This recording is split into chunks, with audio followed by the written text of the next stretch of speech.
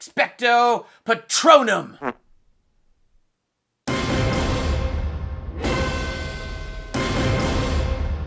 Expecto Patronum! Welcome to Durbania. I'm Durbin. I'm Laura. And this is our retro review for Harry Potter and the Prisoner of Azkaban. I'm excited about this one, very much. This is my favorite book. This is the first movie I saw and the first time I saw anything Harry Potter related. Okay. So, This is the movie that made me read the book. yes. And I was very confused beginning to end when I was watching it. I think I was with my uncle. Not this time, though. No, not this time. I'm Oh. talking about the first time I saw it Well, on that's the... because you hadn't seen any of the other movies yet. I went and saw it on the big screen. I'm pretty sure I was there with my aunt and my uncle, and they were loving it, and this is the best thing ever. And I walked, I was like, that was really good. What? I had no idea what anything was. I had no idea what the links. I was totally lost. So it was awesome when I met her, and she made me read all the books in As order. a prerequisite. And then I went back and watched the movies in order, and suddenly this one just changed and became incredibly awesome. Your overall thoughts and feelings of The Prisoner of Azkaban? Gary Oldman as Yes. Sirius Black is awesome. Oh, and his part is It's so so small, but it feels so big after you've watched Well, it. because you're in anticipation for him the entire Yes. time. And Lupin is awesome, but old Gary Oldman, man, he Oh. just takes the cake as He Sirius totally Black. sold it. It Yes. was incredible. I really like the storyline of this one so well. It was really cool diving back into James and Lily and their past and who they hung out with, those that were closest to them. Who was it who betrayed their safe house to Voldemort so Yep. that Voldemort could find them? Was it Sirius Black? Was it Peter Well, Pettigrew? we think it's Sirius Black Yes. until you discover Peter Pettigrew is still alive and he's Scabbers. Can you just imagine you're a bad guy, right? And you're an animagus, so you could turn yourself into an animal, and you know you betrayed your dearest friend, so now you have to stay an animal, and you're stuck living with a family.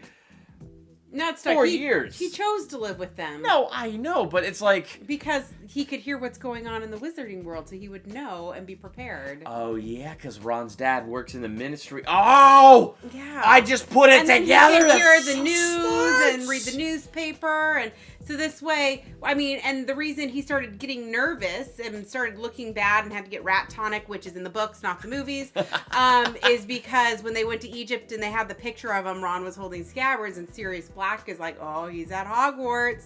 Oh, And so so when that's- Sirius Black escapes. He's on his way to Hogwarts, not Yes. for Harry, for Peter Pettigrew. Oh, see, you pick all that up in the movie, but it's funny because the movies talk about how poor the Weasleys are, and then there's a picture of them on the front page of the Daily It's like Prophet a in one Egypt. sentence thing that they won the money and they Yeah, went but on it's like the vacation. movie puts so, and it took Laura explain, because I remember reading it in the book, but it's, again, I haven't read the books in 10 years, so Yeah. it's been a long time.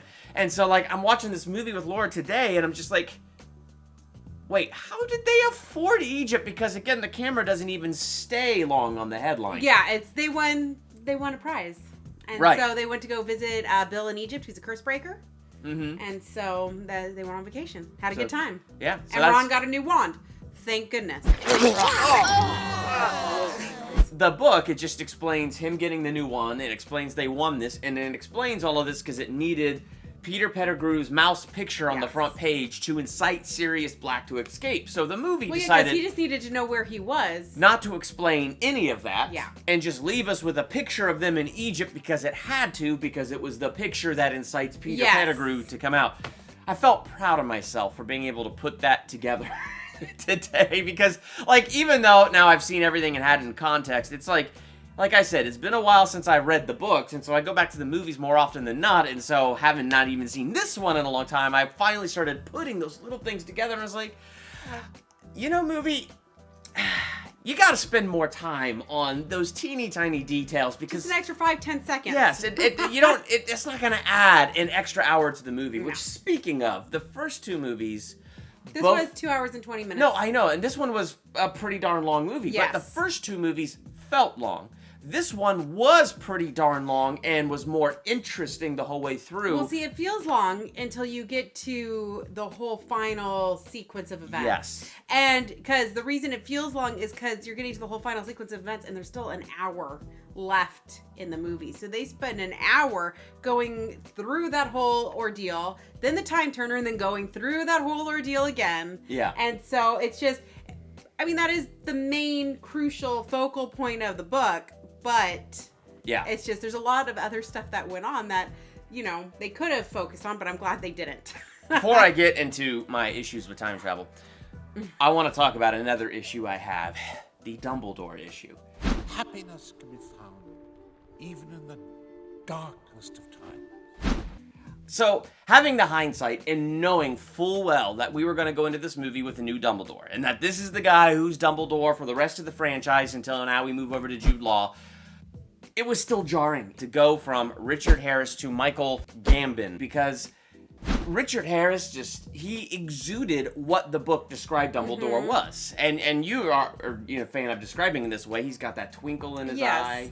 And Michael Gambon, when I tried really hard to just look at him for what he was doing, he's barely in this movie, which is, I think, for the best, because for the first transition, you want to ease your way in there. Yep, for sure. But he still was kind of had the jovial, like, fun side to an extent. He was more serious at the opening. Yep. And even though he said pretty much exactly what was in the book, it went off just a little bit. It's just the difference in delivery, because even as he's doing it, I could picture Richard Harris. I know, and I'm like, he's not smiling, he's not twinkling, he's not, like, looking jovial and having fun. He looks like, stuff's going down. Yeah. And that's not who Dumbledore is. Stuff is always going down in the Harry Potter world. And even in Chamber of Secrets in the first one, whenever something is going down, and it's like when the Chamber of Secrets is opened and Dumbledore is all concerned, he still presents to the children a calm, cool collectedness, like you said, with that twinkle in his eye. It is not our abilities that show what we truly are. It is our choices. Nobody carried it like Richard Harris carried it. Yes, but the thing is, we can't live in the past, because we can't. It's just hard. And they did their best to replace him, and he knew he had huge shoes to fill and a huge wizard's hat. And this Dumbledore did fill it out well as the films progressed. Like, I will say, as we got later into the films, I thought, okay, he really does do a better job as he continues to grow into it. And like you said earlier, I'm glad he had a smaller role in this movie because of that transition. Because it's jarring to go from Richard Harris, who carries himself the way he carries himself, to this guy who's carrying that character totally different. Not that it's bad, it's just different. So we've come to know Dumbledore, but now we got to re-know Dumbledore. Yeah. So it's very good that his role was smaller in this one, because, I don't know, it was just kind of a way to wade into it. He did have that scene at the end with the time turner where they get done changing time. We did it. Did what? Good night. He kind of had that funny little air about him. So, like, he had those moments. Really tried. But it was just really hard. There's something moving out there. It was a Dementor, one of the guards of Azkaban, searching the train for Sirius Black. I thought the Dementors were pretty freaking awesome. Yeah. Though, every time I hear Dementor, I can only think The Office, where Michael Scott was, Prison Mike. The worst thing about prison was the Dementors. They were flying all over the place, and they were scary, and then they'd come down and they'd suck the soul out of your body, and it hurt. I have that association in my head now, because the Dementors are so dark and so scary, and they're so well done in this movie, but then they pop up, and I think, yo, I'm Prison Mike! Well, I thought they were creepy, and I thought they were scary enough for kids to have nightmares, which is good. Right. Because they need it to be, because it's about fear being taken out. Or not fear, I'm sorry, it's about fear. Yeah, it's about the joy being taken away from you. And so I thought that was very well done. Yeah. It wasn't, like, over the top, like, where it could have been horror-like, and that would not fit in this movie. So I thought that was very well done. Yeah, they struck a really, really good balance with that. It was funny, though, when they were practicing with the thing that turns into your fear, the Bogart. When they were practicing with the Bogart, so the girl that went before Harry, I forget what her fear was. It was a snake.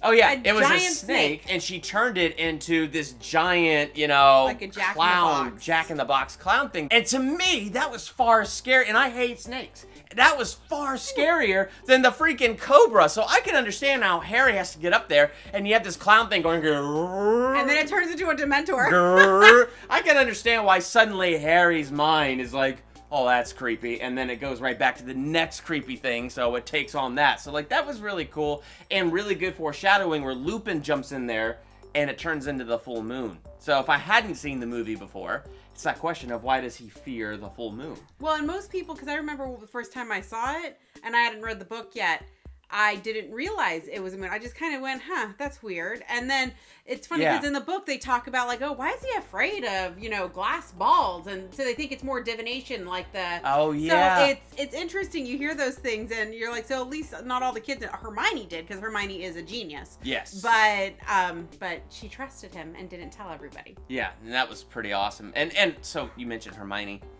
Some of my favorite gag throughout this movie was the fact that Ron and Harry are sitting in class. Suddenly Ron looks over as Hermione answers a question.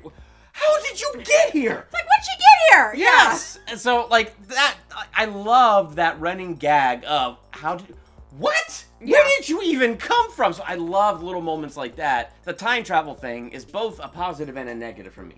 It was a hilarious running gag of Hermione just suddenly showing up in class. How did you get here?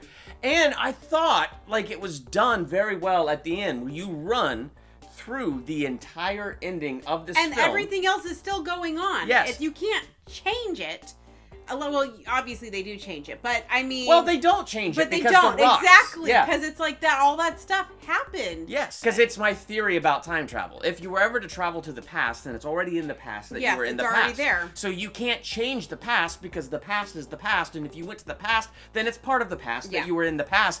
And this does that, and I like that. So I get it. A wizard cannot go back and save Harry's family, because if a wizard goes back in time, well, it's already part of the past. Yeah. Because we already saw in Prisoner of Azkaban, when they were running through the ending once, and the rocks fly through the window. Well, that's Hermione and Harry having traveled to the past, which at that time was their present. It's just in that present time, there were two versions of Harry and Hermione throwing rocks through the window to get their attention. Buckbeak never had a time where he died and got his head cut off. It was always a pumpkin being sliced, which made the crows fly. So I enjoyed that because it kind of makes sense out of the fact that you can't go back and change time.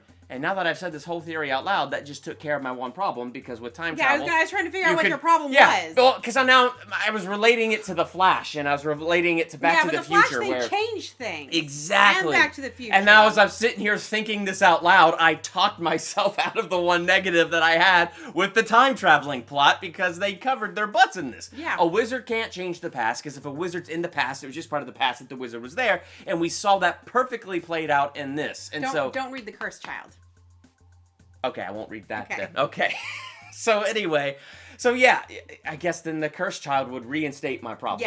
Yeah. Okay, so Well, I only read it once, and it's been a while, but I do know there's parts of it that would really bother you. Okay, then I'm just going to pretend that doesn't exist right now and go with what I said and allow that to erase my one negative of time travel and say it was pretty darn smart how they played through the whole ending one way and then they went back in time and replayed it through the other perspective, and that was kind of interesting for me.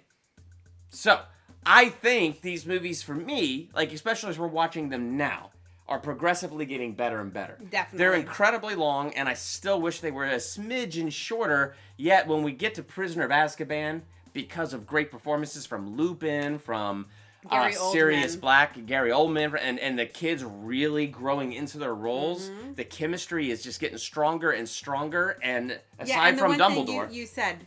They picked the perfect guy for Peter Pettigrew because you could believe he was a rat. Oh, he looked like a rat. Yeah. I mean, granted, I'm sure they did some makeup and stuff with his teeth, but it's like, no, that guy looks like a rat. The makeup was just to help him a little bit. And he did his mannerisms right. It was great.